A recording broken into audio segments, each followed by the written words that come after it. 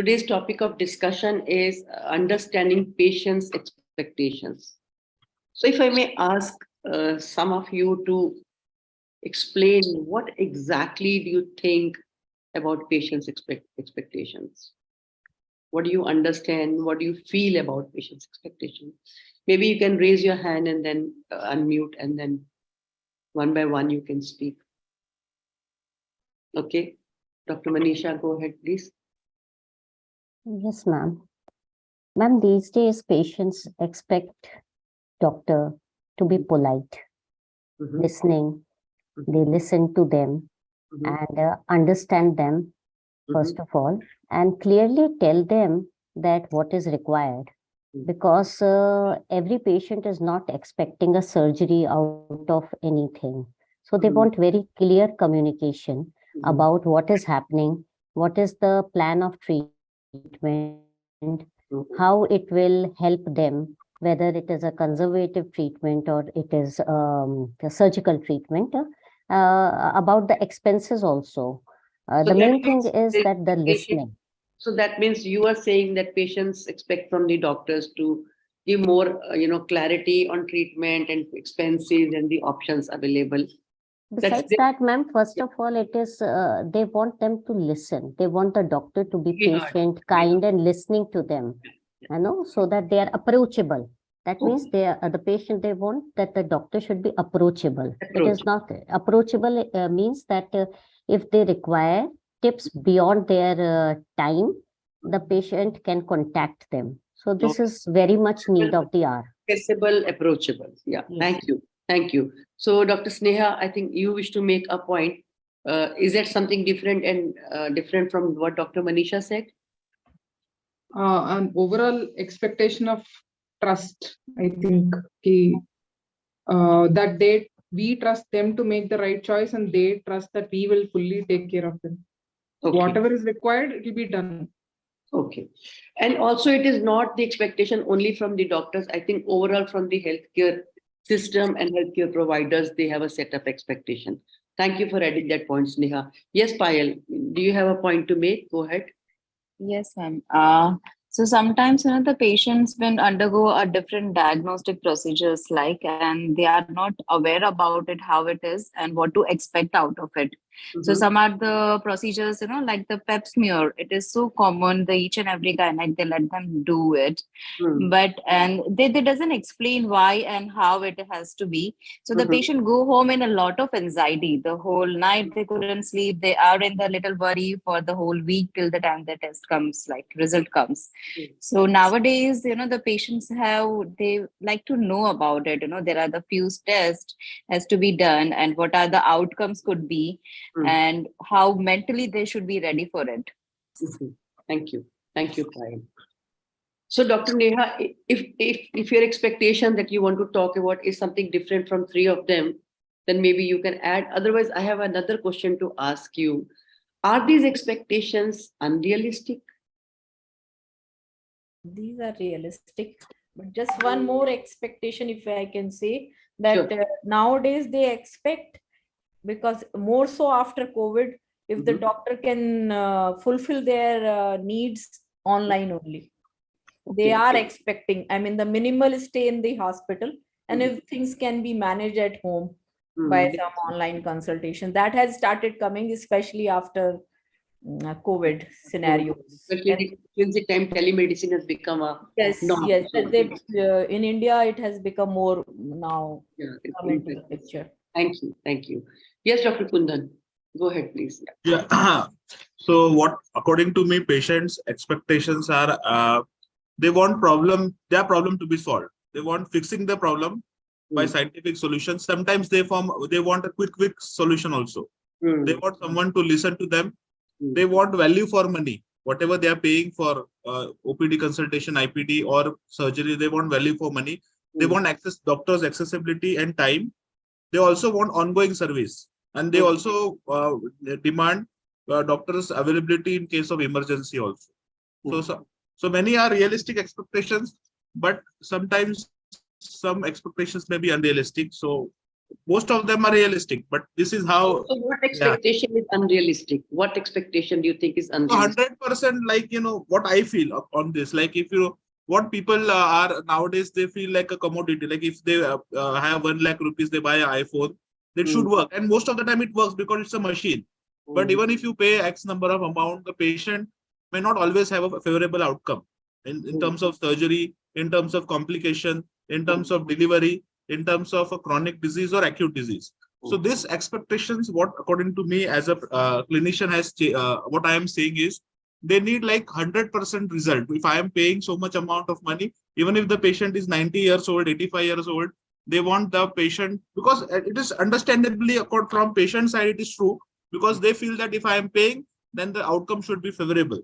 So that, I think, is a challenge for a lot of doctors today, is to meet that kind of expectations about paying the money and getting the favorable result.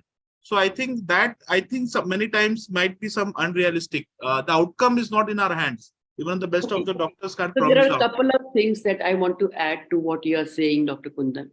One, there was a time when healthcare was almost like a free service. Doctors hardly charged anything. Patient hardly paid anything. So obviously they treated doctors and the healthcare delivery providers, as gods, that you are giving me this service, and actually the actually profession of medicine was meant for the service purpose. Of course, we are all human beings. We need to earn, and we need to get our livelihood from our profession, which is perfectly all right. But since that time we have started charging our patient, we can't refuse that we are not a service provider industry. If I'm not charging, then I am out of that review. Then I am not accountable for that, because I'm giving, and giving is always voluntary, and whatever I give you will have to accept, because I'm not charging you for this service. But if I am charging somebody for a service, then automatically I become accountable, and especially when I am charging a lot of money. So I remember when we were kids, and when we went for some medicine, for example fever or cough and cold, how much do you think the doctor charged? Maybe 40 rupees, 50 rupees, and they will even give 1 day medicine. And I mean, more than happy. Mostly in the second visit or third visit, the person will be perfectly all right. Today we all know the cost of treatment. When the patient is paying so heavily, they are bound to expect, you know, some ROI.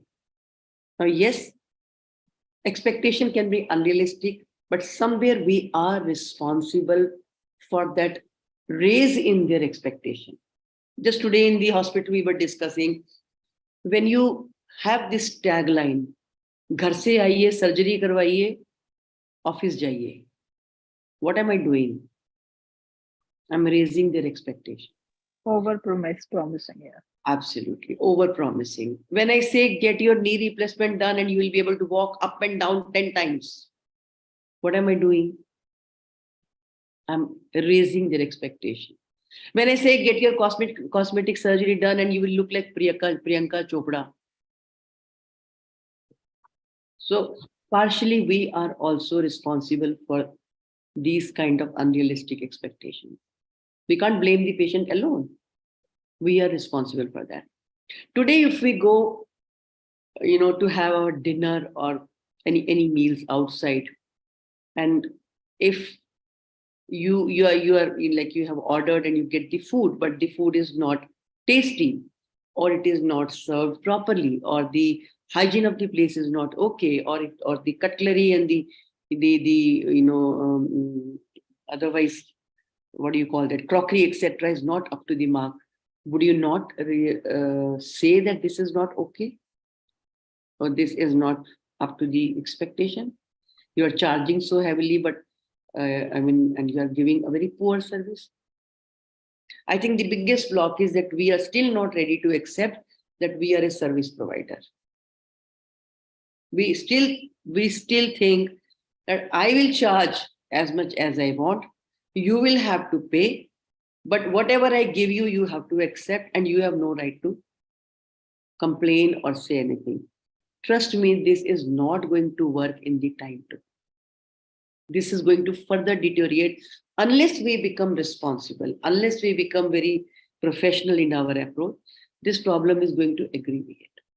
So these expectations are not, I guess, for example, when they pay, they ask guarantee or they say outcome. So if there is unrealistic expectation, we have to even address that. Now, if child says, I want to have that moon, we help the child understand that that is something not attainable, isn't it? Same way, if the patient has unrealistic expectation, if I explain that, see, I can give you the assurance that whatever best practices need to be done, we will do. Whatever standard treatment protocols are, we shall follow. But I still do not have any way to guarantee you the outcome because that cannot be predicted. How the patient's body will react or respond to the treatment will tell us how things will take turn. So that means even that requires communication, explanation. That's the thing that we have to understand. So by us saying that it is unrealistic, yes, these are new expectations. These were not there a couple of decades ago. I agree completely. But if we are charging, then let's be better, but let's better be prepared for patients expecting, ROI. If they're spending so much. Now, if, for example, for a simple eye surgery, if I'm charging, say, 30,000, and for a multifocal lens, I charge them, say, 1 lakh rupee. And then while booking, I tell them that multifocal lens is excellent. You will be benefited. You will have good vision. You will be able to, do everything. You will be able to drive and read your book and watch TV, and you will not have to use spectacles. When I'm giving all these, assurances, and at the end, if the patient has glare or double vision or, some kind of challenge in becoming comfortable, they are bound to blame us. And bound to blame us. So when I'm promising, I have to promise with care. I have to tell them that these are the things that you need to know that these are, most of the cases would have this, but there are some percentage of cases who can have this problem. That's, I think, somewhere we need to address. So we have 3 people who have raised their hand. Very quickly, if you could give your point. Yes, Mamta, go ahead. You have something. Yeah, ma'am. I have listed two things, ma'am. Patient side.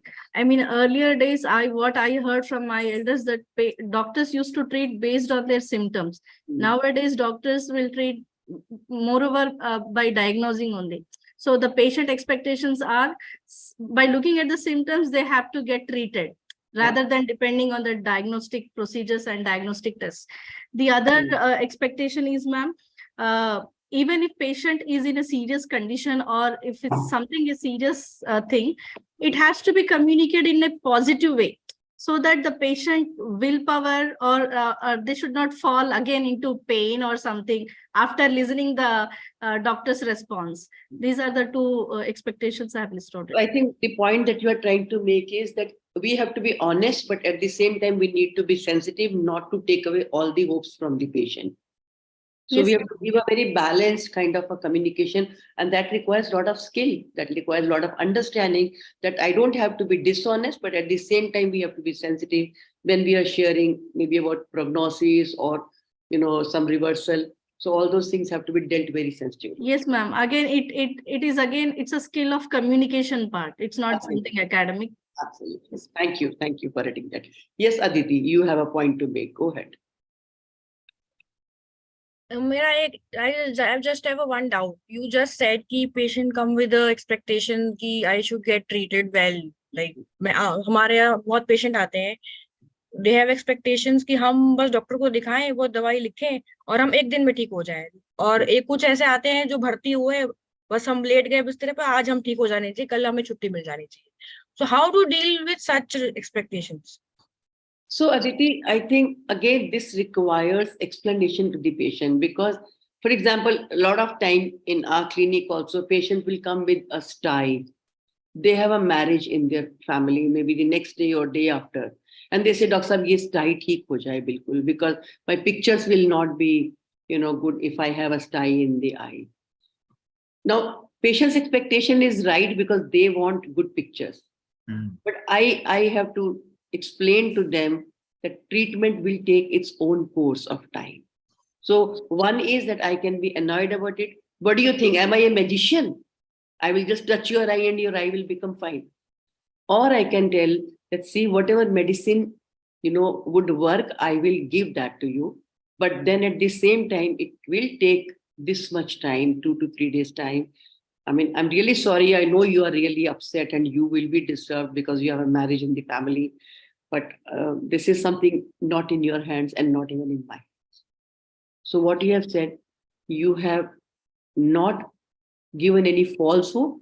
Okay, I'm going to write you eye drops of 200 rupees or 300 rupees or 400 rupees. I assure you will be fine. Like my father is a pediatric.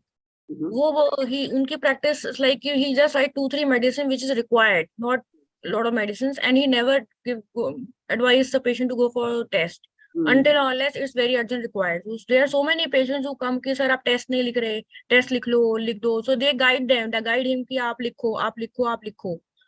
तो but वो समझा देते हैं उनको कि नहीं जरूरत नहीं है, लेकिन but if they force, then he have to write it. So when the patient forces, you don't have to get annoyed. A lot of time, your father is still in a private practice. In government setup, I get to hear when patients come and say, मुझे ultrasound कराना है, doctor साहब मुझे ultrasound लिख दो, doctor साहब मुझे ये लिख दो. Then I need to sit and explain to them, see, I can write all the tests for you. You can get it done. But you are exposing yourself to unnecessary radiation and unnecessary investigation. If it was required, I would have definitely written for you. Tell me, why will I not write? But why do you want to expose yourself to unnecessary investigation and unnecessary radiation? Right now, I think we will go ahead with this treatment plan. If in 2 days this pain does not subside, then we will think of those tests. Because why should you unnecessarily expose? So again, rapport building, winning your patient's trust, and then when you explain, they understand that ultimately you are their well-wisher, and that is why you are not over-prescribing or over-investigating. That requires communication. That requires rapport building. That requires effort to build patient's trust. And that also requires, even if patient is talking irrational, illogical, you don't lose your logic. You still communicate effectively. We are going to talk about that in the next session, where we talk about assertion and how to deal with those situations. Dr. Manisha, do you have a point to make?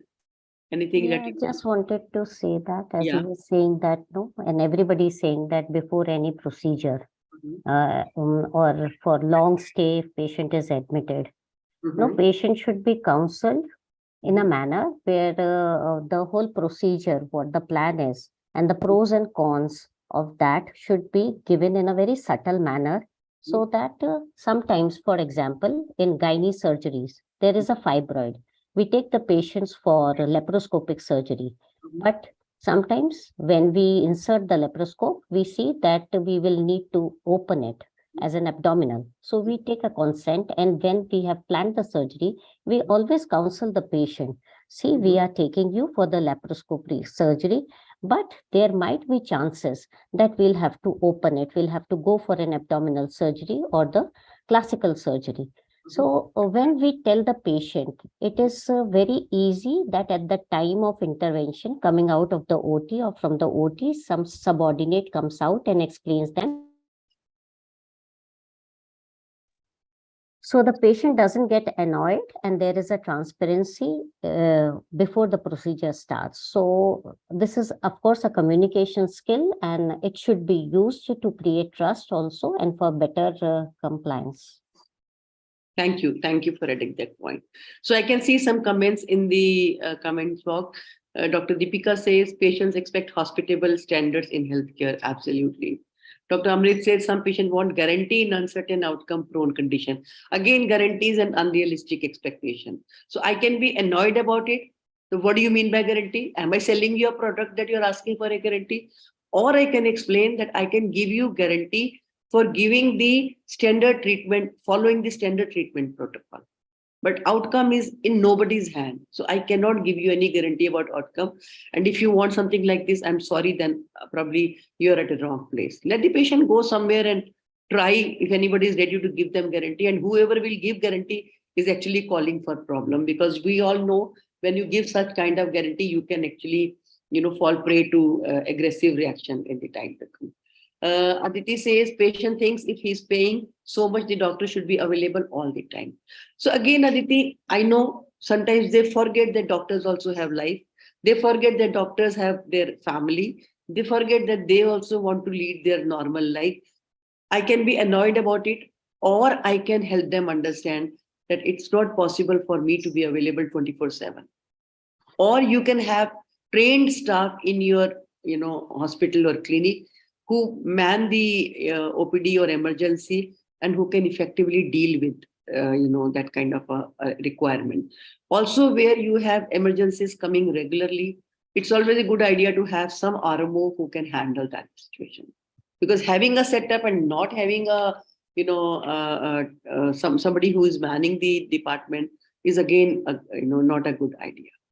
But if patient has this expectation, we can always politely assert that I work from 9 to 5, you can come during my OPD times. But you have to, but getting angry or not angry is your choice. That's what I want to tell you. Okay, Santoshi says patients expect empathy from healthcare providers. Yes, absolutely. I agree with you that these are the common expectations patients would have. So let's have a look at the small presentation that I have made, just to understand what are their expectations and what is the existing situation across. So Dr. Priya, you will seem to be very, very tired. Am I reading it right? That you are very tired? Yes, ma'am. It was a long day today. I'm sure. Dr. Aparna, your video in between goes off. I request you to stay, because we need everyone to be around. So let me share. Yes, Let me share the presentation with you. But before sharing the presentation, did you all read that case study that I asked you to read? Yes, madam. Yes, Do you have Yes, access to it? yes. Do you have access to it? I had shared in the group also the same. Yeah, Yeah. we have access. You have read it. Yes, yes. Anybody Yeah. who has not read? Dr. Neha, you have not read, I think. No, I have read. In Okay, fact, great. I read it the last week only. Okay, great. Yeah. Great. So anybody can reread for all of us if you have access to the document? I can read it, ma'am. I Sure. have it in my phone. Oh, sure. Thank you. Go ahead. Yeah. Yeah, just a moment. Sure. You want me to read that case of Mr. Abdul Rahman? Yeah, that's right. Yeah. Yeah. So it's a case study. Ready, set, go. Right after dinner, Abdul Rahman clutched his chest and told his wife Zeenat that he thought he had a heart attack. Zeenat wasted no time getting Abdul and their 16-year-old daughter Katrina into the care and raced to a nearby hospital. Although the ER was quite busy, Abdul was placed into a room immediately and attended by Dr. Raghavan and the nurse on duty. After taking the history, the team checked his vitals, including pulse rate, blood pressure, breathing rate, temperature, and auscultation. All preliminary tests were normal, and Abdul noted that his chest pain had also diminished. I'll be back in a while, Dr. Raghavan said. The nurses also left the room, going outside to take orders from Dr. Raghavan. Zeenat held Abdul's hand while he was still lying on the examination table. Katrina began to cry. Dad, this is scaring me so much. I don't know what I would do if anything happened to you. I'll be fine. Abdul replied. I'm feeling much better already. I bet they'll let us go home very soon. 2 or 3 times during the next hour, one of the nurses looked into the room, scanned various instruments, and left another hour and left. Another hour passed, then another. I think they forgot you were here, Zeenat said. They know you're fine, or the doctor would be checking on you. I'll find someone and see if they are finished with you now. I'm getting impatient, just sitting here and nothing is being done, so no one is telling us what's going on. Zeenat went to the large circular desk in the middle of the room and asked a nurse if it was all right for Abdul to leave, since they had been in the room and most of the time alone for quite some time. I will ask Dr. Raghavan, a nurse said. It may be a few minutes. He's with another patient. We might as well leave. He's feeling better and there doesn't seem to be a reason to sit around here, said Zenat. When the nurse saw Dr. Agwan, she asked him, Dr. Rahman's wife just said that they want to go as nothing is being done. So he must be fine. She said, she thinks that they should leave. That is ridiculous, said Dr. Agwan, almost shouting. So she's bored and wants to go home. Tell that female that this isn't about her and her comfort. It is about the patient. Tell her no. I'm not releasing the patient unless we have completed the monitoring and we are certain he's not at risk. Katrina had wandered outside the exam room moments earlier and couldn't help but hear this entire conversation through the conference room. She went back to the room and said, Mom, it sounds like the doctor is pretty mad at you. You are kidding? Zenat said. What for? He thinks you want dad to go home just because you are tired or sitting here, and that you don't seem to care whether dad is well or not. He told the nurse that they were still monitoring him. They are still monitoring him. How do I know? No one has spoken to us for hours. They just left us in that little room. I think I'll have a word with the doctor. Just as she spoke, Dr. Agwan entered the room. Now we have the discussion points. Wait, Ma'am, hold on. right. So if I may ask all of you, what do you think actually happened in this situation? Communication missed, ma'am. Communication missed. Can you specify? Whatever has been done. Yeah, please go ahead. Whatever has been done to him and nothing has been updated to the family. So when a family has come to hospital in emergency, what do you think are the concerns they have? First and foremost, ma'am, it's about life and death. They want to be reassured that whether the patient is going to be all right, it is not that serious or that dangerous. Somebody so having first and pain foremost in is the that. shoulder, somebody having pain in the shoulder, or acute headache, or loose motions, or loss of consciousness. Are they in their These are normal emergencies. frame of mind? These are emergencies. These are all emergencies. Any patient who comes with all such condition is not in a normal state of mind, and he wants the doctor or nurse present in the emergency should look after him as soon as possible without delaying any time, so that his or her or his treatment can start as soon as possible. So if you look at the total case, there was no failure of treatment anywhere.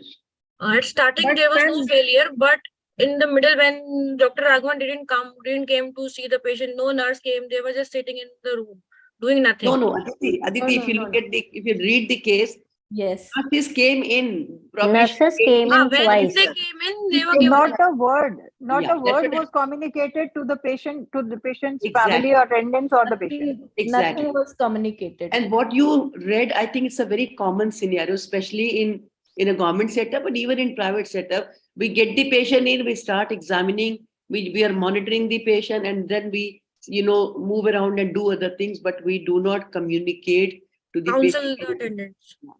So it is something like winking at a girl in dark, which she does not know. That means you are doing so much for the patient. You are monitoring the patient. You are doing everything that requires to be done. But we do not communicate with the patient. We do not inform them. So as a result, how will they know what is being done? How will they know that they are being observed? Because for them, there is monitor and then nobody is coming in. The doctor has gone. The nurse came in 2-3 times. She saw things, but she did not say anything and she left. How will the family know that this is actually monitoring and why they are monitoring? Why can't they go home? What is the thought process that the doctor has, and why does he want to hold the patient there? Now, unless you communicate, how will the patient? Yes, Dr. Kundan, I think you raise your hand. You want to say something? Yeah. So I think, as everyone rightly pointed out, that lack of reassurance from the treating doctor that you are going to be fine and all, that is important. But I think the part of this behavior, the main underlying reason, many times what I have seen, the junior doctors or sometimes a busy consultant, is patient landing up in the emergency many times it's a evolving diagnosis. It is not a confirmed, or many times you run few tests, you do ECG, the diagnosis changes. So many times doctors, junior doctors or the casualty doctors or even consultants also don't want to land up in the wrong side many times about that, because nowadays patients are very conscious about the diagnosis. They want, when as soon as they land up in the hospital, doctor, what has happened to me? That's a common basic question. Doctor, do I have a heart attack? Now, many times the symptoms may be of heart attack, but then unless you do maybe ECG or the cardiac markers or blood test. So I think a part of that behavior of maybe this case, it's a real life case, if I may say, part of that defensive behavior also comes from that let him be in the hospital observation. We are observing him. Nurses are doing their job, but that doesn't mean that you can't reassure the patient that you're going to be fine, or we are taking good care of you. Dr. Kundan, it's not just about assurance or reassurance. Yes, that's Even admitting Mm. that it doesn't look like heart attack, but we still need to do a couple of tests to make sure that this is not heart attack is also okay. If I have differential diagnosis, maybe this, maybe this, maybe this, telling that right now it looks like this, it can be like this, or it can be like this. I think we need to do a couple of tests and also monitor the patient. There is nothing wrong in saying that I don't have a clear diagnosis.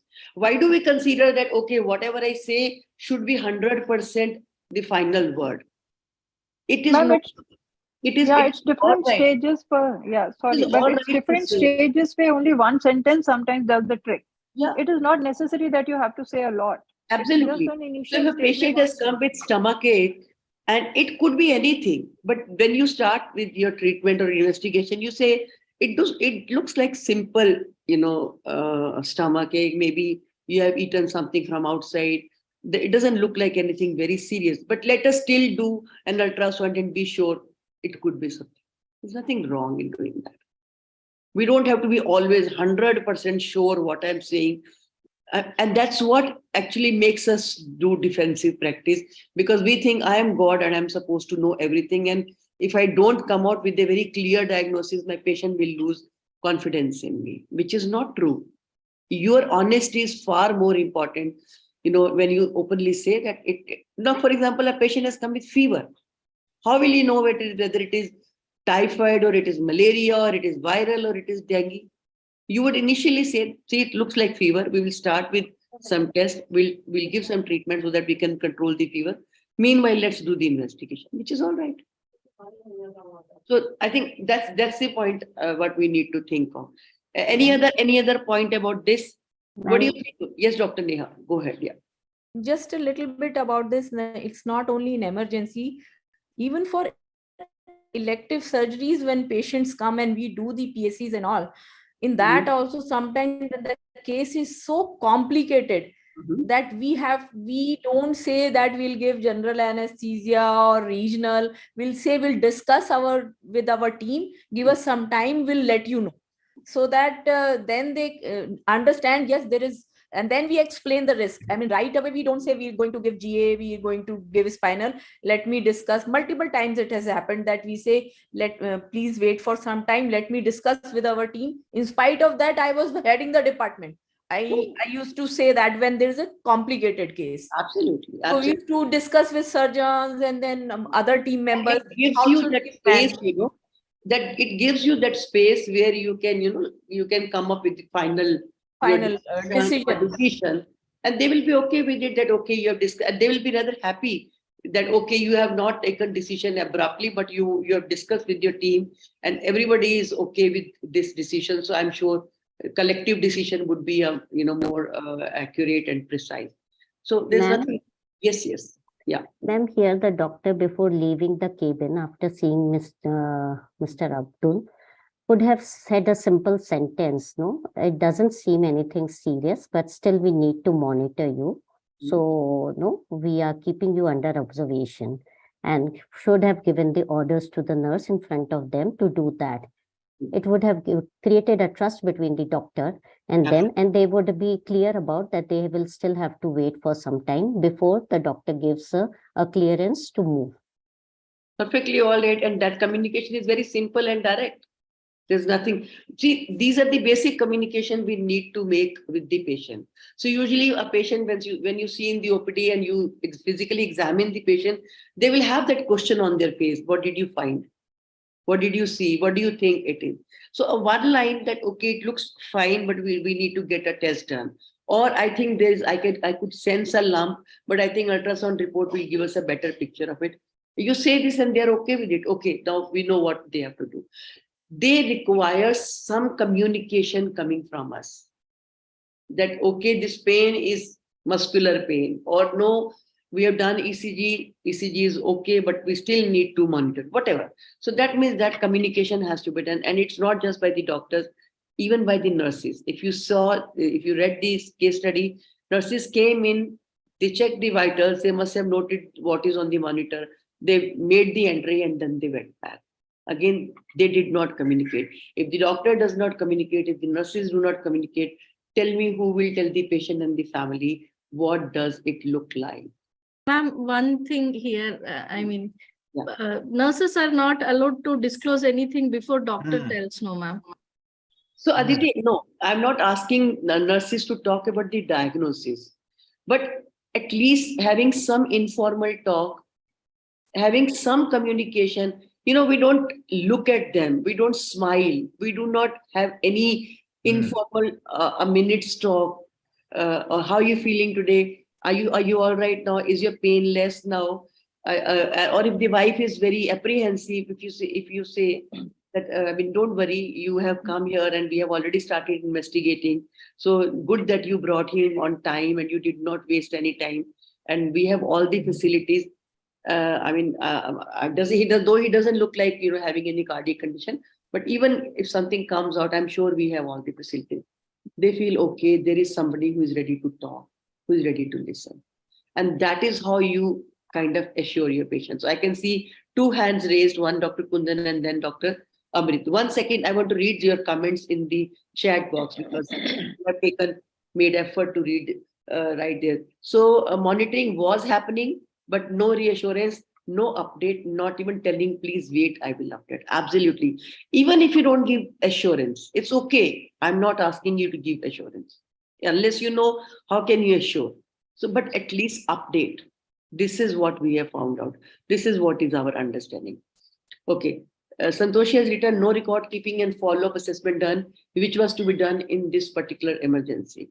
I agree with you, Santoshi, but even if I don't care for the written communication, probably we are discussing more about what patients expect from us in terms of communication.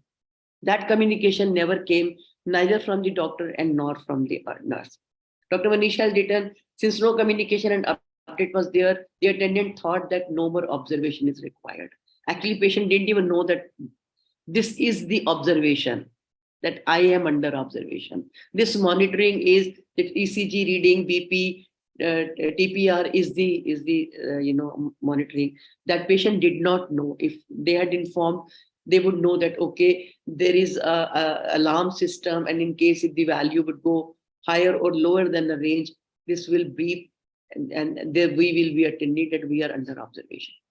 Okay. Santoshi has written, healthcare team, doctors and nurses in the false impression that proper guidance was given and further treatment is taken care of, but patient attendant tried to checking hospital team, especially doctor became defensive. Santoshi, I wanted to bring about this point, what you have mentioned just now. Two things did you observe in their conversation? One, the nurse twisted the message. Not that we do it deliberately, but unknowingly we twist the message and we create more confusion. She said, probably Rahman's wife think that nothing is being done and she wants to go. And they think we are not doing anything for them. Did she really say that? There was no firm communication done. Absolutely. No, But no. she kind of twisted the words and she exaggerated, and that further, kind of agreed the situation. And then what response came from Dr. Raghavan?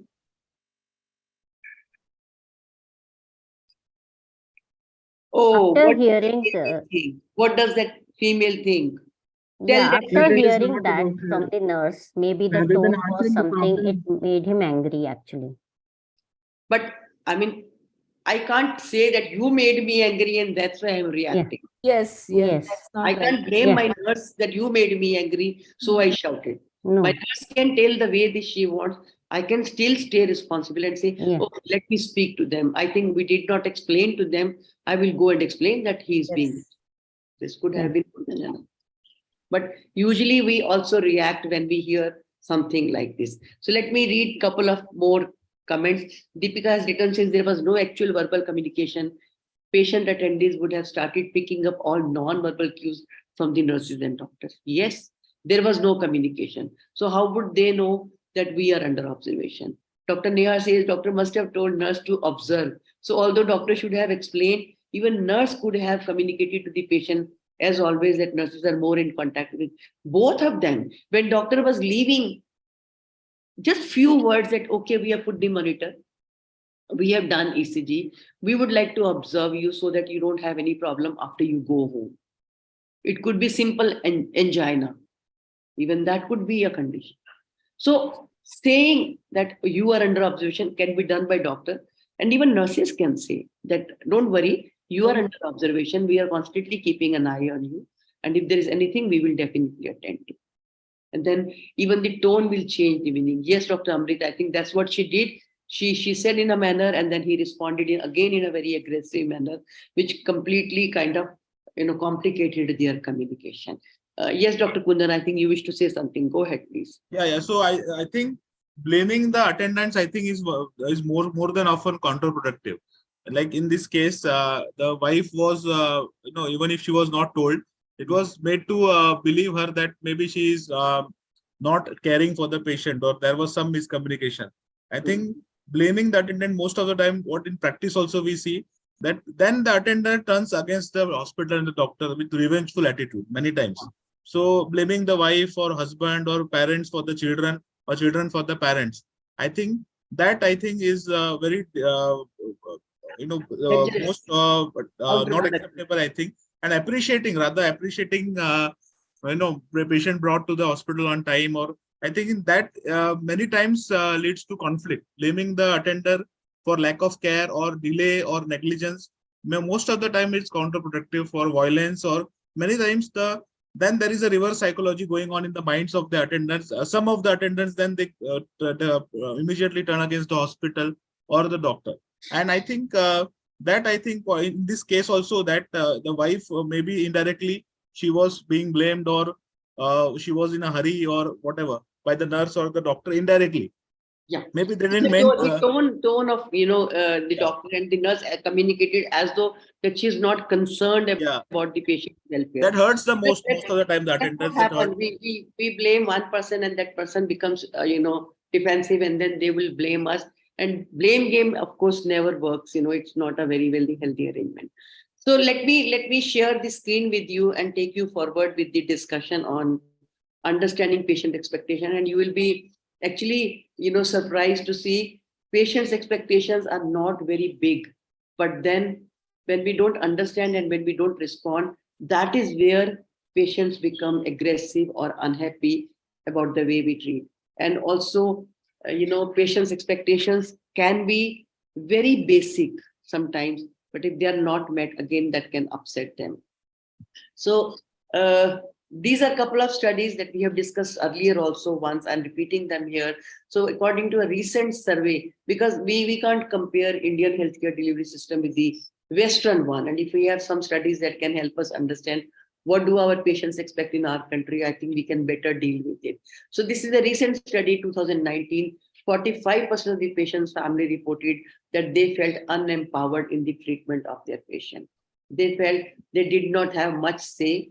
They also felt that they did not have adequate clarity on the diagnosis. They didn't know what exactly is the condition, or what exactly is the diagnosis. They also felt that it was more like a rushed consultation where their questions were not answered, they were not provided enough information, or they were not given chance to ask questions or clarify. And they also felt lack of involvement in deciding the treatment. So, and we all agree with it. Most of us would just write the treatment and say, start this medicine, get this test done, and come back on this date and we will discuss. So there's hardly any, involvement in decision making. And they're just at the receiver end, like a mute spectator. And then also they felt that lack of clarity on treatment and care option. And many a times we don't even discuss what options we have for treatment. But today, patients expect to be involved in everything that you do in the patient care.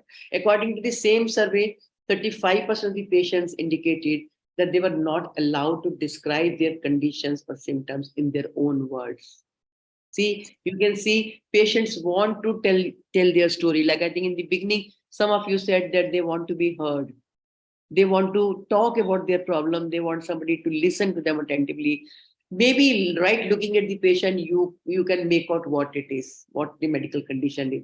But when patients want to talk about their problem, because when they're able to share their problem, it also helps them ventilate the emotional burden that they carry with it. But when you don't allow them to speak, they feel suffocated, they feel they are not able to talk about their problem.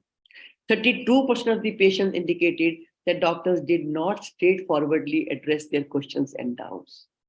A lot of time when they ask one or two questions, we are okay. But the moment they ask little more questions, we become that anger and aggression and unhappiness comes on our face. Sometimes we snub them also. We say, sorry, I can't answer all your questions. If you have a lot of questions, then I can't attend you. I have seen doctors saying this, you are here to get treated or you are here to get my knowledge checked. I've heard these kind of comments coming from doctors. So that means we are not very comfortable, answering their questions. But let me tell you, this is the place, if you are able to manage well this part of the conversation, if you are able to address their concern and answer their question, patient is all yours. Patient will stick with you because they feel happy and satisfied and convinced that we are at a safe place. Now let's understand, what do patients expect? We talked about all that, what you have said. Studies suggest that patients expect to be allowed to narrate their problems in their words and to be heard attentively. How much time does it take? How much time does it take if you allow them to speak? Unmute, Sneha. 2 minutes. 1 minute, 90 seconds. 1 to 2 minutes. 1 to 2 minutes. Perfectly all right. And those 2 minutes, if you allow them to speak, the amount of satisfaction that they are going to have is going to be tremendous. But we normally think if we allow them to speak, they may keep talking. We can always bring them back in case if they're talking something irrelevant, but we need to give them a chance to talk about their problem. On an average, we interrupt our patients within 11 seconds of them starting to talk about their problem. We start asking closed-ended questions. We start asking leading questions. So naturally that flow of their, thoughts get interrupted and they feel that they have not been heard. So this is a beautiful quote I read by Maya Angelou that says, there is no greater agony than bearing an untold story inside you. If you want to say something and if the other person is not listening, I think it's very suffocating. It's very, disturbing. If you remember, in the last to last session, I think we did that activity where I asked you to share an interesting story with your partner and your partner was not ready to listen. How did you feel? This is what exactly the patients feel when we don't listen to them. Patients expect to be explained in simple and understandable manner. One, we explain, but we explain in hurry.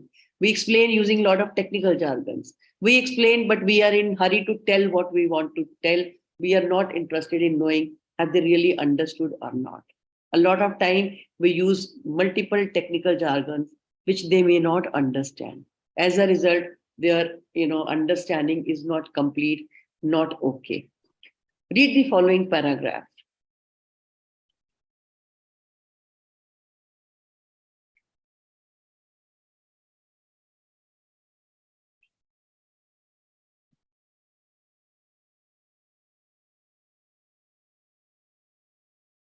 What did you understand? Nothing. It was too fast. We could not.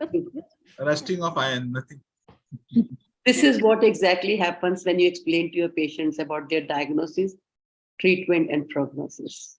Approximately 50% of the patients and family do not understand much when you explain them about their condition, but they'll be still nodding. Yes, yes, because they don't want to be considered, idiots that they don't understand. So they'll be nodding, but actually they don't understand much because either we are speaking too fast or we are not using the right vocabulary which they can understand. Patients expect to know in detail about their illness. They want to know what is it, what is the prognosis, what are the treatment options. But again, we are more interested in just writing a small diagnosis, not even sometimes we write the diagnosis. Honestly, now I see a lot of OPD slips, no diagnosis, only symptoms and treatment. Complaints of history of on examination, treatment, and no diagnosis. So when we are not writing diagnosis, it somewhere reflects that probably we are not very sure of ourselves. Especially in case of a serious disease like cancer, patients expect to talk about what is their life expectancy. They want to know how it is going to affect their life or other aspects of life. But unfortunately, we are not very comfortable talking about all this. So therefore, their expectation does not get met. Patients want to know about their illness. They want to know as much as possible, even if it is cancer. We normally think if it's cancer, we should avoid talking much about it to the patient or avoid giving the information. But studies suggest almost 100% patient want to know, is this cancer? And then they want to know more and more about it so that they can manage it in their own way. They also like to be involved in decision making. They want to know what are the options available, what is the risk involved, what is the advantage and disadvantage. But unfortunately, we mostly have an agenda on our mind. We already have decided in our mind what treatment would you like to recommend, and we kind of push the patient towards that treatment, and as a result, patient does not get to actually make a free informed decision. People who prefer or who use shared decision making, they say you can use it in any condition, in any situation. But there are clinicians who say shared decision making is not appropriate in every situation. But I think studies suggest that patients should be explained in simple and easy terms and should be given the opportunity to decide. And that will also relieve you of the onus of outcome. Because if you have involved them in decision making, they would know that they have participated and they were informed about the risk or disadvantage. So they can't blame you that you did not share the information. Also, patients expect sensitive handling of their issues because a lot of time they have concern about for example, if it's a serious illness, if it has poor prognosis, or it's a condition that's going to deteriorate or end of life. So all these are very sensitive communication. They expect us to be more responsible when we communicate these things. But incidentally, a lot of studies suggest that we are not very well trained or we are not very well versed with the idea how do you go about doing this. So sometimes we become too blunt, or we in the name of being honest, we become sometimes insensitive and we don't share the information in a very sensitive manner. So even in case of error or any complication, patients expect full disclosure, what exactly happened. At least agree that yes, error has happened in the patient here. They want to know what happened, who did it, how it is going to affect the health, why did it happen, or what are we going to do to prevent its reoccurrence. And they also expect apology from us. So you will see these expectations. Tell me, out of all this, is there any unrealistic expectation out of all this? No. No, ma'am. Because we are not used to it. So we think this is something very difficult because we have not used to it, because we have not done it earlier. So we find it new and therefore we name it as unrealistic. If we were patient, or if anyone of our family member was a patient, tell me any of these expectations if they are, unrealistic or they are too much to ask for. So even when it comes to disclosure of any error, 90% of the doctors support that yes, we must disclose, but only 30% would actually do in reality. So that shows that even when it comes to disclosing if there is any error or any sentinel event, we try to cover up. We don't try to share the information. The common expectation of the patient, if we may sum up, is one. I mean, you have already done it. Let me tell you, you have already said they want ease of communication. They want somebody responsible to listen and address their concern. They want compassionate and empathic behavior from all of us, not just the doctors, from everybody who is handling the patient. Then they want access to information. If they want to have second opinion, or if they want to talk to somebody, they want information about their patient or that investigation that we have done. They want to see the report. A lot of time we don't let them touch. We say no patient. Now, of course, we all know patient has right to the information, and they can ask you to give a copy of every document, and we can't refuse because it is patient's document and we are just the custodian when the patient is with us. But I think earlier, if you remember, we used to keep the case sheet with us and we would not let the patient touch it. And if they touch, we actually literally shout at them and say, no, you cannot touch the patient's case sheet.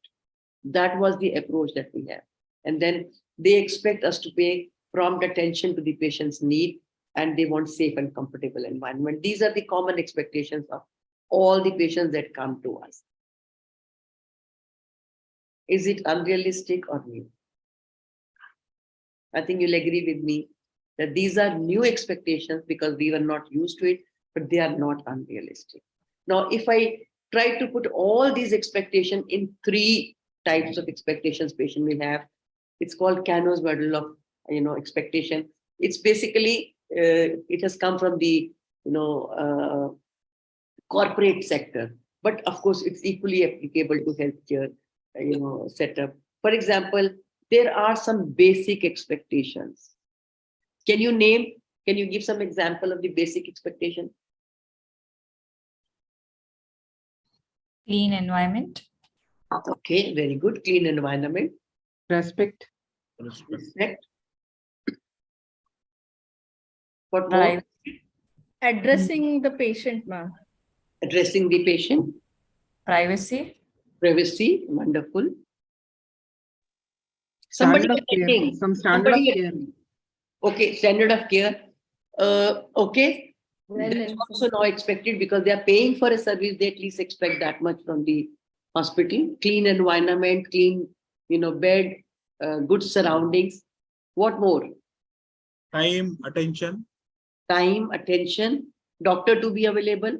Receptionist to be available. If they go to lab, the lab technician should be there to help them. So these are, some basic expectations they will have, and they have to be satisfied if we want to be in the service. Yes, Dr. Amrit, I agree with you. Prompt attention, that's their expectation from us. And when these expectations are met, they are not going to come and say you thank you. They are not going to come and appreciate you. Oh, very nice, you have this. That is something that they expect from us, and we need to fulfill that expectation. But when these expectations are not met, the patient or the client is going to be dissatisfied. So that means we have to make sure that all basic expectations of the patients are met by all means. The second set of explanation, okay, there are two answers in the chat box. Okay, Dr. Kundan says politeness and Dr. Santoshi says satisfaction. Yes, again, they are part of basic expectation. They expect us to be courteous, well-behaved, at least listen to them or understand what they require. The second set of expectation is called, okay, these are some examples of basic expectation. Availability of doctor, staff's prompt attention, reasonable waiting time, doctor paying attention, being asked about the problem, to be physically examined. So all these are simple basic expectation for which they are not going to come and thank us, but we are supposed to fulfill this expectation. The second set of expectation is called satisfier or performer. What exactly we mean by this? What do you understand by this?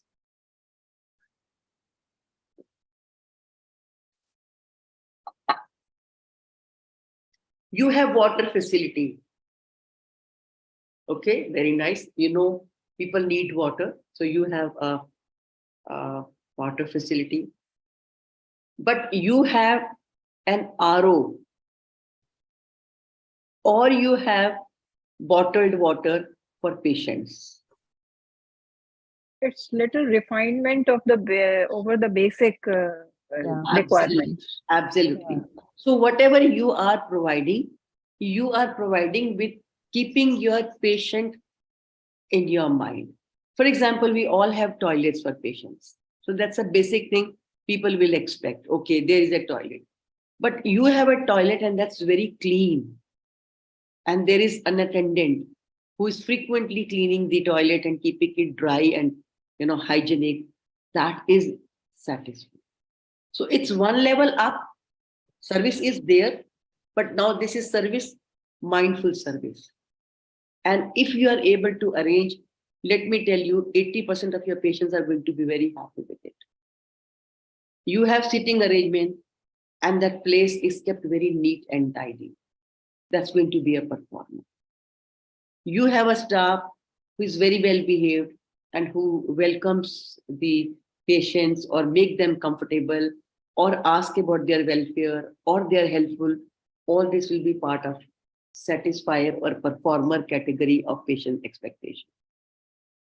Most of the hospitals are trying to work on this and they are trying to create satisfaction because they know this is the deciding factor.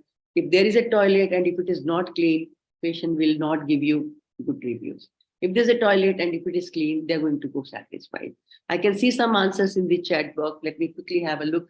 Yes, timely cleaning, absolutely. Responsive staff, yes, I agree with you. A contact to connect to whom, to when need be. Okay, so that means there is somebody who is ready to listen. Then most important is cleanliness, but nice surrounding, quite the mind, absolutely.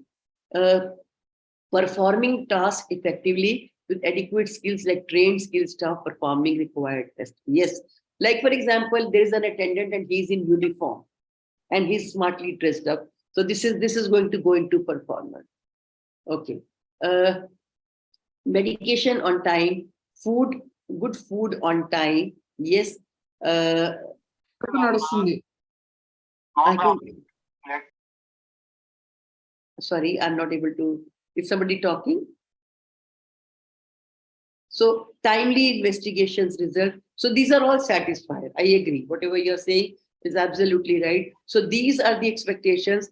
When you are able to meet, the patient is happy. Patient is satisfied. And these are not very big demands, not very huge demand. It's only being mindful of wherever we are, making sure that we are responsible and professional in our output. So when these expectations are not met, your client is going to be very dissatisfied. They are not going to go happy. So some of the examples for performers is when you have a courteous and a well-behaved staff, minimum waiting time, doctors or staff's welcoming behavior, doctor attending to the patient with full attention, allowing the patient to narrate their problem, allowing the patient to ask questions and answering those questions with patience. So patient is going to go gaga. They're going to be very, very happy if you're able to create that. The third set of expectations are called delighters. What do we mean by that? What do you mean? What do we mean by delighters? Something which was not expected, but is so nice that the patient will really like it. It is their requirement, but they don't expect you to fulfill that. Okay, Dr. Santoshi says discount. Okay. Oh, ma'am, well, it's just an example, like in maternity care, when the patient is admitted, and now a lot of offerings are there so that the birth is celebrated, that the patient feels that this is something, birth is so special, a new family member is added in the, so something done for that, that is delight. For example, cake cutting, photo shoot, something of that sort, which is not a normal procedure in the healthcare industry. Yeah, absolutely. Why go very far? For example, for some reason, you have to cancel a patient's appointment and you inform the patient one day in advance or same day in the morning that your appointment needs to be rescheduled for some unavoidable reasons. So request you not to visit the clinic. They're going to be very happy. Oh, you saved my travel, you saved my time. Or for example, you send a reminder that you have an appointment today, please confirm, please be on time. So when you do these small things, which is required, which is very helpful, but they don't expect us to do, then that becomes a delight. Like very rightly said by you, cake cutting. I mean, knowing your patient's birthday and doing a cake cutting. This picture thing also I have recently seen in a lot of hospitals. If there's a childbirth, they arrange a photographer, and usually, I mean, I don't know about India. I remember last year when my grandson was born, they said that we have a service available, for a free photograph. So the photographer comes with, all the props and everything. And then she offers that these 5 photographs are free. But if you want, I can give you the whole lot of photographs, but you have to pay this much. And usually most of the parents would pay and buy all the photographs. That's the way. But then these are all very special moments and you really, enjoy that because that's something that you are not expecting. Yeah, I can see an answer in this celebrating patient's birthday. And yeah, you did that during COVID. So they really feel very good that, okay, you remember my birthday. So being a little mindful goes a long way. Yes, I agree. Offering bouquet, free goodies, extra pamphlet, resources, etc. Yes, exactly. So when you offer something like this, they feel very delighted. Again, a lot of hospitals are encashing this, but even if you don't focus on the delighter and stick to satisfier, most of your patients are going to go very, very happy. Now, some of the examples are informing the patient of rescheduled appointment or telephonic follow-up by the hospital staff. A patient hasn't come for follow-up and you are concerned. And you call the patient and you say that you were supposed to come for follow-up. Especially I've seen after post, cataract surgery. When the patient is okay, they will not come for follow-up. You are concerned that yes, patient should be examined because we need to check that everything is okay. But patient feels that I have good vision. Why should I go? Or maybe I can delay it for a week. So, or doctor willing to ask and address their unspoken concern. When doctor says, okay, what concerns do you have? You can share with me. So they feel okay. Doctor remembering the personal details of the patient. Again, that becomes a delight for the patient. So these were a couple of the examples. I can see some answers in the chat box. And it is allowing attendants to meet patient even in non-visiting hours. Yes, Mamta, I think they feel very thankful and grateful that, okay, we are accommodating their request. Something as simple as getting a message about reports being ready. Yes, absolutely. Especially when patients have to really come to hospital to get the reports on contrary, or they are informed that your reports are not ready, so don't come for the follow-up today, come tomorrow. Anyways, that the idea is that they feel happy that you saved their time, you saved their visit. Now, what are the consequences of unaddressed expectations? What do you think are the consequences of unaddressed expectations?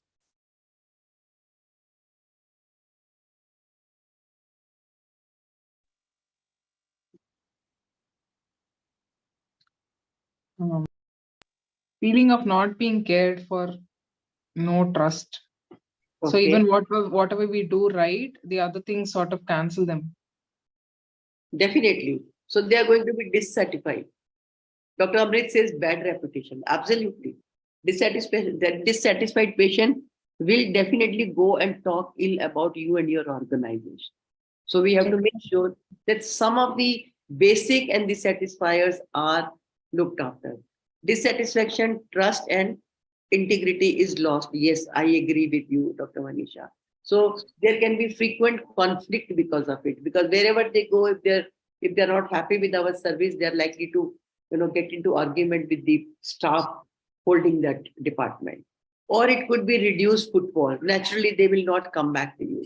Yes, litigation is one of the extreme reaction that we can expect, but definitely patient will stop coming or they will not even refer somebody because they can even go to give poor reviews to your organization. Yes, Dr. Deepika, I think you have written the same point, bad Google reviews. And then in case of any complication, there is a risk of litigation, especially if they're annoyed over and above that, if patient has some complication or the result is not as expected, they are likely to become aggressive. Yes, bad reviews that you have mentioned, bad reputation you have mentioned, and then risk of violence and aggressiveness. These are the common, and I have not added litigation. Yes, I have added. There's a risk of litigation. So we have to remember that small issues, when they are not addressed, that can actually go a long way. I hope you remember I discussed with you. I can see two answers. Let me quickly read. At times, even positive outcomes are not noticed by patients. Yes, because they are so focused on finding fault, and as they feel the doctor did not address their concern. So if you remember, I had shared one case with you. I don't remember if I shared that with you. So a gynec friend of mine, she had done normal delivery for a patient. The patient had episiotomy. I'm talking about good 8-10 years ago. The patient had episiotomy and she was sutured. Did I share this case with you? No, ma'am. No, I have not shared this case with you. So this this patient was she had normal delivery. She had episiotomy. She went home. She came for follow up, and incidentally, when she came for follow up, the doctor who was examining, or who was sitting in the doctor's chamber, she asked her nurse to do the dressing in a very casual way. She said, "This sister didn't get dressing kar do." The idea was that clean the sutures and then apply whatever betadine. The patient's husband was sitting there and he said, "Ma'am, why don't you do it?" How do we normally react to this? Usually senior consultants say that it's not, sisters usually do it, or it's not my job. They answer in a way which they think is very casual, but for patient, it is of a very great relevance. And this is how the trust or the miscommunication starts. And you know what she said? She said, "Bhaiya, sister ka kaam hai ye, wahi karegi." So she did. Staff did the dressing and patient went away. Incidentally, that fellow was a small-time journalist. And he felt very, angry. He was very angry with the way she answered. Can you believe? He went on to complain against his doctor to number of departments: electricity, water, biomedical waste, building bylaws, pollution control, and whatnot. For good 5-7 years, she had people coming from these departments. Every time they came with a complaint, naturally, when they come, they won't spare you. The amount of mental trauma, mental agony that she underwent is incalculable. And the money that she spent, in those days, I think she spent 8 to 10 lakh rupees to just get rid of this situation. And the reason, the way she communicated was not something that was expected. So even like you said, if it is nurse's job, it's okay. You can always say politely, "Arey bhai, unhe zyada achhe se pata lagta hai, they see every day, so they do dressing every day. Don't worry. If there will be anything, she will let me know. Don't worry." And she could have politely handled. That means even these small communication can actually go haywire and create problem for us. So we really need to be careful about what we are doing or what we are saying to our patient. Now, these are the 8, essential elements of patient satisfaction. And if you see, almost all are around communication. One is communication with the nurses. Second is communication with the doctors. Third is communication about medicine. Then is the responsiveness of your hospital staff, pain management, cleanliness, discharge instructions, and overall rating. So this should open our mind to the idea how much importance the patient pays to communication and interpersonal skills. And then, of course, the time and the pain management and the cleanliness of the place. If you can look after these, you can actually send your patient, in a very, very satisfied manner. Okay. So have you heard of this concept of design thinking? Anybody who has read about it? Anybody who has some idea? Concept of design thinking? I've heard about it. You haven't. It's okay. I understand this is Ma'am, something. I'm saying I've heard about it. I don't know. Okay, I've heard about it. You have heard about it. Okay, no problem. So this is one concept that I want to introduce to all of you to really understand what your patients expect from you. So for example, if you will look at these companies like Amazon, Uber, VFast, Oyo, Zomato, and even IHC, they look at this service that they provide from the client's point of view. So they design their services to meet their clients' expectation in a manner that their needs and expectations are fulfilled. What it is, let's understand. Concept of design thinking is you need to first of all develop a deep understanding of patient's requirement and needs. To empathize. Once you have been able to identify what you think your patients will expect or need or require, then you know, okay, if I want to send my patient satisfied, I need to, resolve these problems or provide these services. So that is defining what exactly you want to do. Once you have defined, okay, this is what I need to do, then you need to create ideas, what all can be done. For example, I will give you an example. Now you have a feeling that your patients are waiting for very long in the OPD. Or today also we were discussing about the discharge time. So normally when in the early morning round, the doctor says, okay, you are discharged. Patients expect within 2 hours we are going to get out of the hospital. But we all know it usually takes good 3 to 4 hours or 5 hours to get clearance and get discharged. Am I right? Yes. And patients are very unhappy about it. They don't know, they have no idea what exactly discharge means. They think discharge means just writing discharge summary and handing over. But we know we have to take a lot of clearances, lot of, making sure that, everything is clear. Then sometimes when the patient is on insurance and it is, TPA, we have to get clearance from the third party so that we can, make sure that patient can be discharged and the payment will be made by the respective, insurance company. So, but you feel that, we need to really cut down the waiting time, either for discharge or for OPD. Now, that will only happen if you will meet couple of your patients and ask them, how long have you been waiting? Where do you have to go? Okay, patient says, I live 50 kilometers from here, and if I'm discharged late, then I will not be able to travel. I will not have any transportation to go. Place where I live, that's very far and it's dark, very early it becomes dark, and there are no good roads. So what you are trying to do, you are trying to empathize. You are trying to understand patients' challenges, when they get late discharge. Now, then you define, okay, we want to cut down the time from the time when the consultant says discharge and to the time when the patient gets the discharge slip. So this is your statement of what you want to do. Third is ideate. Ideate is create as many ideas as possible to cut down patients' discharge time. You want to say something, Mamta? Yes, ma'am. Okay. We have actually, based on the discharge process or discharge summary, there is a communication challenge, what we have found. Because when patient get discharged, as you said, there are many clearance he has to undergo. But that meantime, the patient thinks it is immediately discharged, doctor ne likh diya, khatam ho gaya. But it will take 4 to 6 hours proper time to patient get discharged.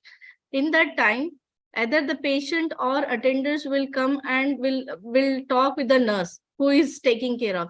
That time, it's a challenge for a nurse to communicate with the patient or his attender. So what is the proper way to answer in that situation, ma'am?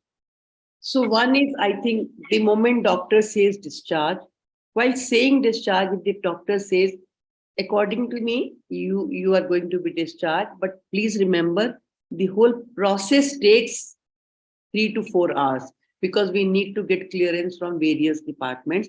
So you will get your discharge slip approximately by this time. So we all know if we say in the morning, patient gets discharged around 3 or 4 o'clock. If you have communicated, they will know, okay, it's going to take 3 to 4 hours. Even when they come to the nurse saying that doctor has told discharge, why are you not giving me discharge slip? Why are you holding me? Why are you not doing my work on priority? So again, the nurse should know very clearly from where all she has to get clearance before she can hand over the discharge slip. So if she says, see, it is not just that the doctor has said discharge and I can hand over you the discharge slip. I need to get clearance from various departments. And also, if it is an insured patient, if it is the patient who is under, insurance, if you say that, see, we need to get clearance from TPA, only then we can discharge you.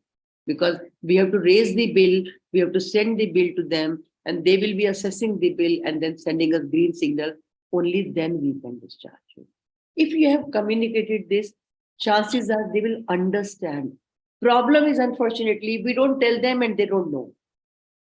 If they don't know, then they will always say, we are lazy, we are irresponsible. Sometimes they say, we want to make money, we want to even add that one day to the cost. That is why we are not relieving them.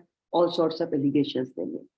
Why not clearly tell them what is going to take time and make them understand? Yes, Dr. Manisha, you want to say something? Yeah, ma'am. So there, most of the hospital, I think, have started planning discharges because discharges do take time, depending on whether the patient is on cash, whether there is a corporate or there is a TPE. So planning discharge includes the planning, which are confirmed discharges, and there are tentative discharges. And accordingly, the nurses, as Miss Mamta was saying, that it does take time and they start fighting. So one day prior to the discharge summary is tentatively all prepared and checked by the RMOs or the duty doctors and sent on email to the consultant so that the final which has to be given or handed over to the patient is checked by the doctor and is sent back to the people so that they can share it with the TPA, concerned TPA if required. Meanwhile, she also educates the patient about the process of discharge one day prior, if there is a tentative or a confirmed discharge, so that once the doctor has done the morning round and all the files are sent for discharge, the billing, everything, the patient knows that it does take a time. So, like in the organization where I was working prior, we used to do that so that patients are comfortable. And if there was some delay, the notification comes on their mobile that there is a delay due to inquiry from the TPA. The inquiry will be answered by the concerned consultant, and so it will again take the time for if there is anything related to surgery or anything related to extra cost. And in between, if there is the billing which the patient gets and he thinks that there is something being extra billed, then the floor managers or the concerned area manager explains them whether it is right or whether it has to be removed. This is how you tackle the discharge related problems. But yes, discharges do take time. And definitely, I think if you communicate and let them know, they'll be more or less, okay with the idea. I can see a couple of answers in the chat box. Let me quickly open this. Yes, the best handling for discharge time is communication by the consultant himself or herself to the patient at the time of writing discharge. Yeah. So if the consultant says that, okay, I'm saying discharge, but then the whole procedure takes around 3 to 4 hours, so they will automatically know that yes, it will take time. And second thing is communication of financial implications, balance, which patient will have to pay before discharge is completed. Yes. And that needs to be communicated to the patient that yes, you have to clear all bills before we can give you discharge. Dr. Kundan has written most of the patient dissatisfaction and conflict is to delay in the discharge process. So this concept of design thinking will help you to handle it Discharge, especially insurance companies, approval takes sometimes up to 6 to 10 hours. Absolutely, I agree. So why not inform the patient? Let's see, we have to raise the bill, they have to assess the bill, and they are going to communicate, and only then we can give you discharge date. So this idea of concept of design thinking is that if you want to make some change, these are the 5 steps that you can integrate. One is empathize. That means create a deep understanding of what is the challenge. We are going to do a small activity on it. Then you define what is the problem. Then you ideate, where you create lot of ideas that you think can help you. For example, now if I ask you to come up with some ideas, how can we reduce or minimize the time from saying discharge and from getting discharge? You will come up with a lot of ideas. We can do this, we can do this, we can try this, we can try this. So create as many ideas as possible, and then select the idea that you think appears most feasible. Then you don't apply this idea to all the departments in one go. So maybe you will pick up one department and you will try to apply that idea and see if that is working. So that's called prototype.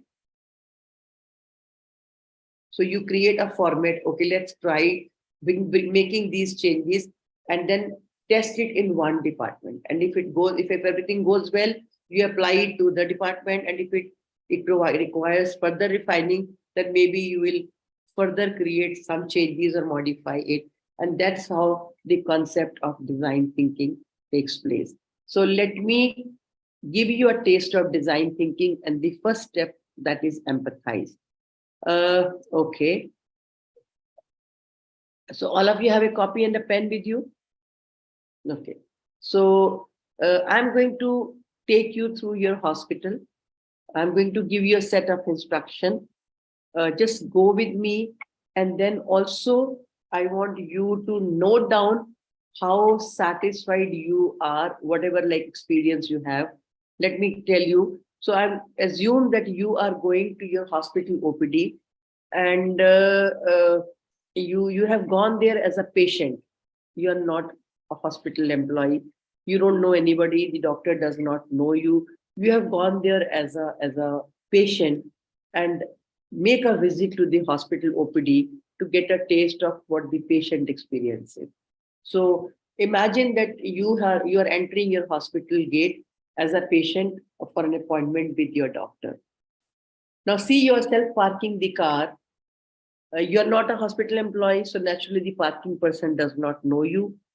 See what expectations you have from that parking fellow. Check, were your expectations met?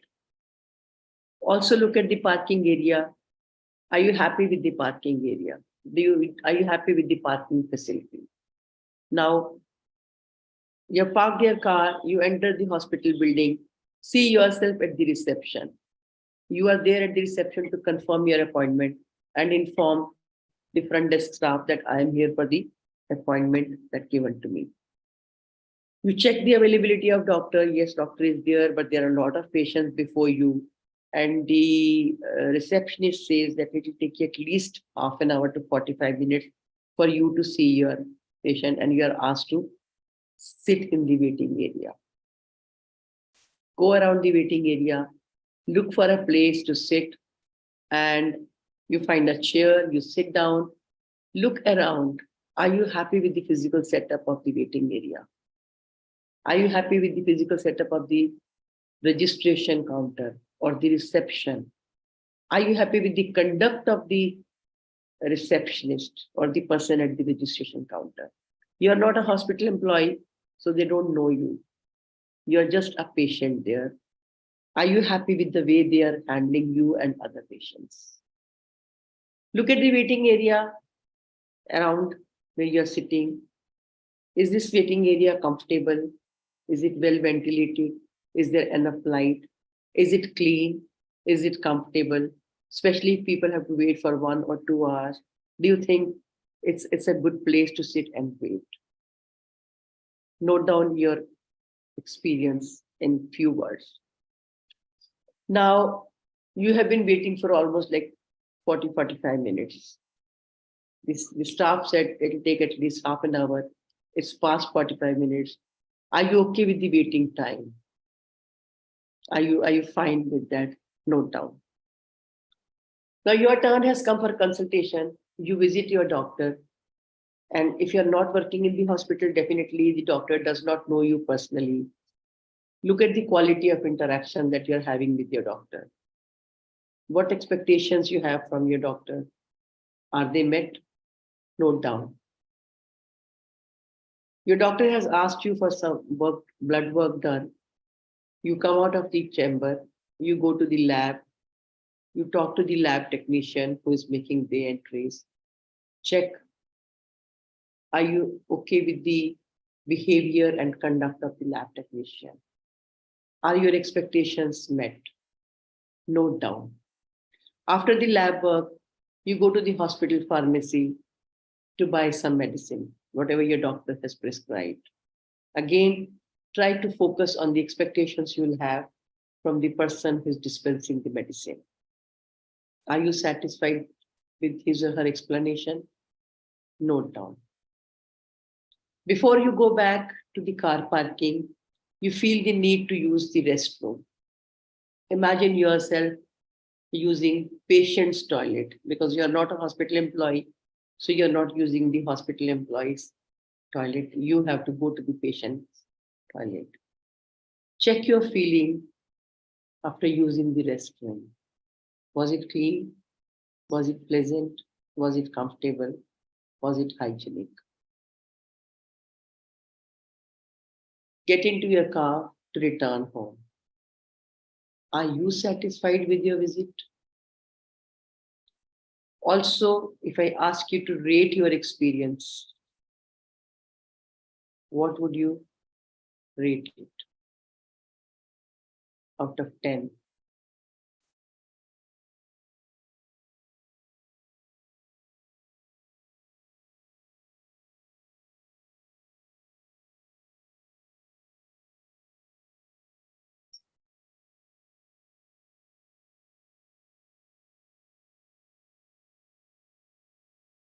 So how many of you have come back happy from your hospital OPD? Mhm. One will always answer this after a relatable experience in the past. So it depends on which hospital recently one has visited, maybe. That's just to give you an idea about the concept of design thinking. I took you to your hospital OPD not as a hospital employee, but as a patient. So this is process mapping. This is when you visit a place, not as an employee, but as a user of that service. So what challenges the user has, or you can imagine, or you can think of, that will give you a deeper understanding. See, you go to your OPD, you look at the waiting area, but you never care how clean or how comfortable it is.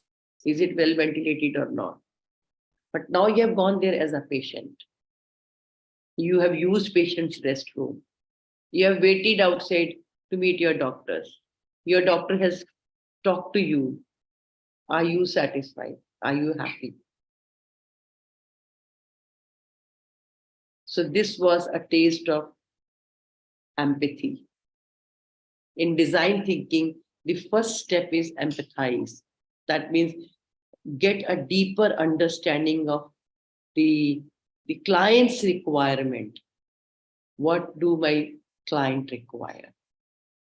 So one of the befitting answer to understanding patient experience is design thinking. So let me show you some pictures where actually you could see that design thinking has been used extensively to create patient satisfaction and happiness. 1 second. Yeah. Okay. So as I said, in design thinking, the first step is empathize. Now you have noted where all you think things are not okay. You have made a list of them. Now define what is the problem. It could be the toilet, it could be the waiting area, it could be the conduct of your receptionist, it could be the ventilation of the place, it could be anything. You could pick up whatever you want to work. Then create ideas, brainstorm to see what all will work to resolve the issue. Then out of all the issues, pick up one or two that you think will work. You could do SWOT analysis. You could do actually brainstorming on that to see what idea you think will work the most. Then create a prototype. So when we create a prototype, that means you are making a blueprint of plan of action. Once you have done that, you will not apply across all departments. You'll pick up only one area and apply there. That's called testing.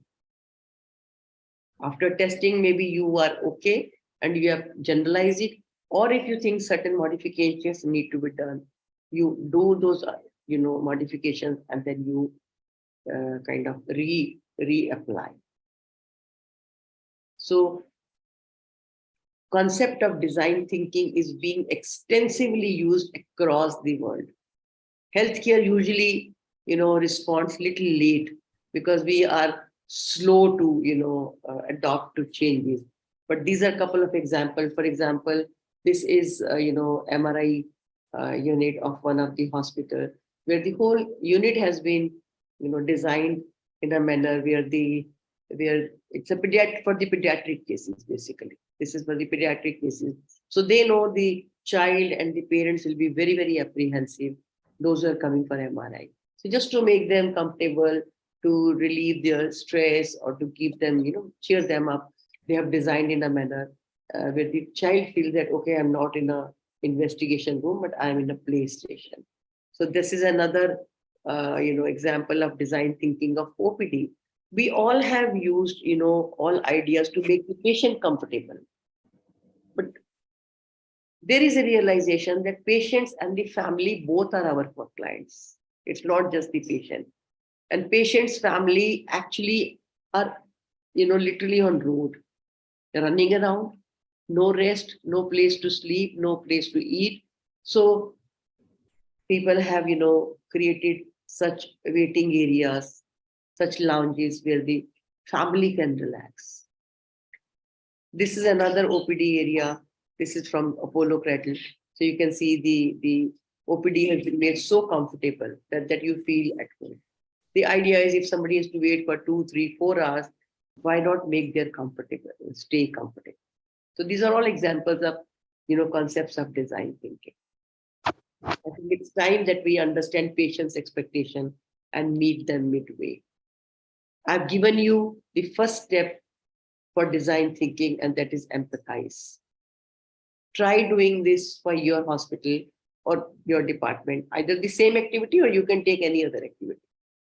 If you are lab in charge, you can actually do design thinking for your lab right from the beginning, when the patient actually gets the orders for the lab investigation till the patient gets the investigation done and collects the report from. You could do the design thinking and renovate services, renovate provisions of your department. You could be in radiology department, you can. So depending upon whichever area you are looking after, the idea is try using this tool to improve your services, and you will see things will start becoming different. So to sum up, common expectations of the patients are they look for compassionate care, effective treatment, clear communication, respectful treatment, and an accessible and timely care. Of course, respecting their privacy and cost-effective care. So these are the expectations of the patient. They want clean environment, good behavior, honesty, transparency, fairness in our. Can we meet them midway? Can we try improving our services to meet their expectations? So try using this concept of design thinking that we discussed just now and improve your services.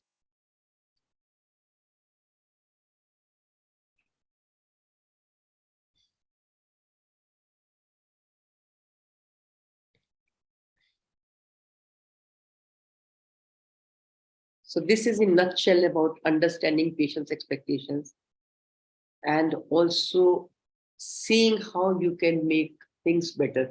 Just knowing will not help. If you really want to understand and then improve your services, we need to actually see what my patients require. Dr. Amrit has written very effective exercise, ma'am, putting things in perspective very effectively. Very interesting concept. Thank you, Dr. Amrit. I think even I was floored when I read in detail about design thinking and where all it has been applied across the world in various spheres of life. Healthcare is little slow to respond, but I think jab jago tab savera. There's nothing wrong. But we should try to look at services and situations and facilities from the patient's point of view. Ma'am, you are very correct. My teacher, when I did my MBA, my teacher said that the stakeholders are our patients. And if we don't care for them, we are not going to bring any change. For whatever reason we have joined that healthcare MBA, we are not going to improve it if we don't look from the perspective of patients. Absolutely. Absolutely. And if you try using this concept to your, place of work, you will see a sea change happening because now you're looking at the situation from their point of view. So if you are able to understand what they require and if you're able to provide, your patient is going to be very, very happy. Very, very happy. So Dr. Aparna has asked, have you applied it to your eye organization? Please give me ideas. So for example, Dr. Aparna, though we keep trying to understand how we can utilize this concept in making our services better. But this is applicable to any sphere of services. Any sphere of services. It's not just eye or any particular, I mean, across beyond healthcare, a lot of departments are all. Now, for example, Amazon has a facility to give you product within 24 hours. They have come up with the idea of Amazon Prime. Then they have given the idea that, okay, you don't like the product, you can return it. So what are they doing? They are trying to see what our client require. And if there is something that you can provide, you kind of giving them delighters. You're giving them delighters. I think we have all stopped going to market. Most of us, I think. Yeah. We have all stopped going to. I mean, if you buy a product from a shop, going and returning becomes a challenge. Shopkeeper completely refuses to pay you back. He says, I can exchange it, I will not give you money. Yeah. But whereas all these people in Amazon, Flipkart, Myntra, I mean, return their product, your money comes back to your account. So that's the way now, I mean, people are utilizing, these concepts to improve their services. Dr. Deepika has written, completely agreed. I personally like both Kano model and design of concept 50. So I try to make it, more scientific so that we understand that these are the things we can apply to healthcare and make our services better. And anybody can do it. Even as small as, a clinic, small clinic, you can do design thinking. When your patient comes, what do they want? They want to sit. Okay, let me arrange for a proper sitting arrangement. They like to have a good ambience. Can I create good ambience? Okay. What do they want? They want clear communication from us. So okay, let me train my staff who can clearly communicate with the patient. Or whatever the patient asks, if I can create a frequently asked list and if I can have standardized answers ready, my staff can answer their most of the questions. So that's how you can apply design thinking to any sphere of yes, Dr. Amrit says even cashback in some stores, like, yeah, but it is still not, but the whole idea of going again to the same store, it takes away a lot of your time. Now, I think especially people living in Delhi, they're sick of traveling. No, ma'am, it's just that they have also upgraded it. It's that earlier it used to be that whatever you have bought, you have to exchange it with the goods. Now they have come at, so what people are doing is they are picking up loads of stuff because they know they can return it and get their money back. So it is convenient for those who are in rush most of the time. Absolutely. See, these shopkeepers will be forced to follow the, trends of online because marketing. Otherwise, they're out. Competition. Yeah, competition. Absolutely. So they will have to mend their ways because that's the That's the only choice they will be left with. In fact, in healthcare, they should return the money if the patient has not come for the surgery. Sometimes it takes so long for the patient to recover their money, they get frustrated. And that's where even a patient who has been loyal to the organization for a long period gets disconnected the moment this type of a situation held. I had a patient who came during the COVID time. At that time, I was not taking care of this ops and gynae department. The patient did deliver with us and had booked the suite, which was for 5 lakhs. And no, they had paid 25,000. The patient didn't turn up because she got COVID, and she then later on went to some other hospital to deliver. And since she had not appeared, we should have refunded. A long process. The doctor said no, and to make them convince and get it done, it was a real challenge. Then I got it returned, the whole money. Patient was happy, but the whole process, that Was 3 really months, and no, it was so much of mistrust for the organization. She would have gone and told 10 people. Yeah, I'm sure. I'm sure. So that's the idea, that if we can look at things from their point of view and refine our services. So it's something like kappa. You keep doing, bring changes, and you try, implementing good practices, and slowly things, start improving. Start improving. So I can see another answer, Deepika says, we implemented free home delivery of medicines to avoid queuing in the pharmacies, refunding Uber receipts to avoid parking hazards. This also encouraged patients to come during non-peak hours. See, these are innovative ideas people are using to increase their footfall, or to have loyal patients to them. And that's how we need to be more innovative with our ideas. Yeah, ma'am, just one point. I think the best part which is being shown here was the waiting area and the lounge. That was so beautiful. And if I say for myself and for any of the recent hospitals, what they have done in the waiting area, those hard chairs are there. Multiple hard seating chairs.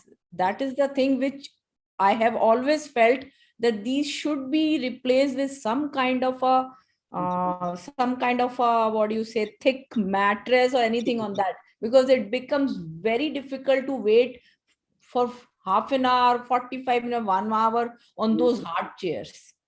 And of course beautification also matters, but at least that can be changed to that thick mattress at least. Absolutely. Absolutely. I agree. Thank you for adding that point. So any questions about what we have discussed? Ma'am, in fact, like the Kano model and this design thinking part so much. And the way you took us through the process to make us empathize with the patient's perspective was very beautiful. That is a beautiful way of teaching, I would say. Thank you, ma'am.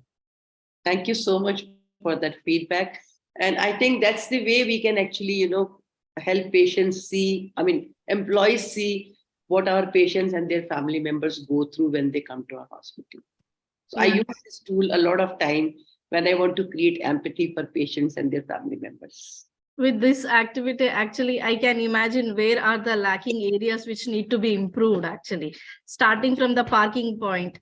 Because when, as a patient, if we are walking in, we don't know who is there. So starting from the security till to the doctor, we can see where are the gaps to be found.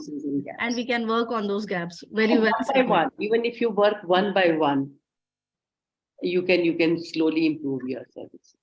For me, it has been the most interesting part up to now. Thank you. The way you designed this activity, like I am just thinking like that. Wherever you go, you just start from the door. What is happening where? Take it in small areas and then see what can be improved. This is how I normally see it being used. Absolutely. So when you go to your known areas, actually you close your eyes. You close your mind eyes. You are so focused on whatever you have gone there. This time I took you as a patient. And I made you, feel the ambience, feel the comfort, feel the cleanliness, observe the behavior. Now you True. would know, yes, this person doesn't behave very well, or this door makes a lot of noise, or the toilet is always dirty, or it is stinking. Now you will know, okay, these are the things they are like, patient will definitely, feel bad about. Can we do something about it? Can we create a better ambient? And then we can do.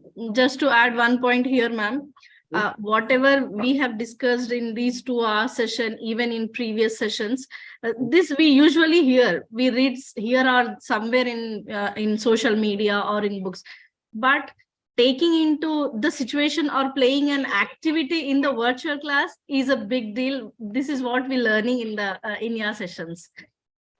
Thank you so much. I think that's the idea, that from each lesson, each session should not only tell you about the topic related to the patient care, but also how you have to help your audience learn, understand, empathize, and use that understanding in their world. I think that's the idea.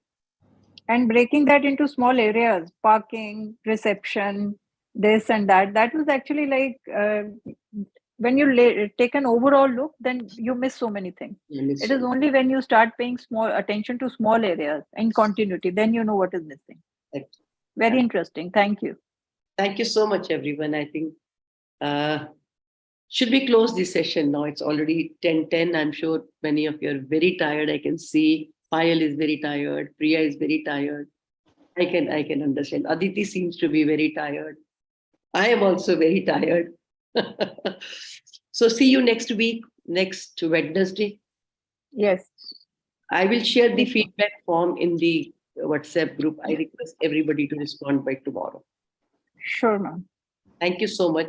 And those of you who are going to present, write your name that, okay, I'm presenting in this session. And share your PPT with me within 2-3 days. Good night, ma'am. Thank you so much. Bye-bye. Thank Good you. night. Thank you, ma'am. Thank you, ma'am. Thank you. Thank you. Good night.